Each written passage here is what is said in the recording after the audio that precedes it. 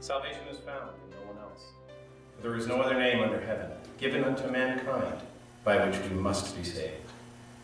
One of the reasons this is true is because of Jesus' unique claims. What do I mean by that? Well, answers to questions like this. Who did Jesus, when he described himself, say that he was? How did he describe himself? When Jesus described his relationship with God, how did he describe that? What is the condition of humanity? What's wrong with the world? What's the answer? Answers to these questions, when you study them, it becomes very evident that no religious founder, no philosophical teacher was able to give answers even remotely close to the answers that Jesus gave to these questions. One of the unique claims that I'd like to look at today is the forgiveness of sins. He claimed to forgive sins. In the Gospel of Mark, we know of a beloved story of 4 friends whose friend was paralyzed. And they brought him in on a pallet, a piece of wood. They had heard that Jesus was teaching and he was preaching in the house, and they thought if we could just get him there, he might be healed. And so these 4 friends brought their paralyzed friend to this house, and they get there and they see it's filled to the brim. They can't get in. So doing what any reasonable person would do, they climb onto the roof of the house and decide, why don't we just dig through the roof and drop him in?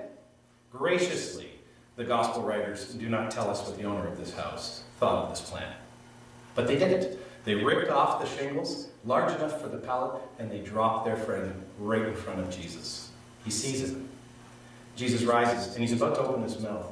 And you can just sense that everyone in the room is saying, okay, here comes. Here comes. He's going to heal him. He's just going to say it. Rise up and walk. This is what they're waiting for. But he doesn't say that. No, instead he says, son, your sins are forgiven. What a shock. What a shock. Nobody expected that. There's only one person can forgive sins, and that's God. How strange. A beloved Christian author, C.S. Lewis, probably said it best. Listen to his words now as we hear him speak about how shocking it was that Jesus claimed to forgive sins. One part of the claim tends to slip past us unnoticed because we have heard it so often that we no longer see what it amounts to. I mean the claim to forgive sins, any sins. Now, unless the speaker is God, this is really so preposterous as to be comic. We can all understand how a man forgives offenses against himself. You tread on my toe and I forgive you. You steal my money and I forgive you. But what should we make of a man, himself unrobbed and untrodden on, who announced that he forgave you for treading on another man's toes and stealing another man's money? Yet this is exactly what Jesus did. He told people that their sins were forgiven, and he never waited to consult all of the people for whom the sins had undoubtedly injured. He unhesitatingly behaved as if he was the party chiefly concerned and the person chiefly offended in all offenses. This makes sense only if he really was the God whose laws are broken and whose love is wounded in every sin. In the mouth of any speaker who is not God, these words would imply what I can only regard as a silliness and conceit unrivaled by any other character in history.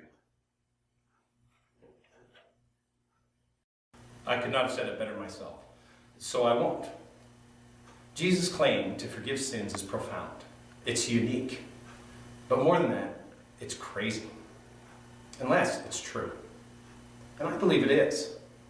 And for that reason, for me, there is no other name given unto men under heaven by which we must be saved.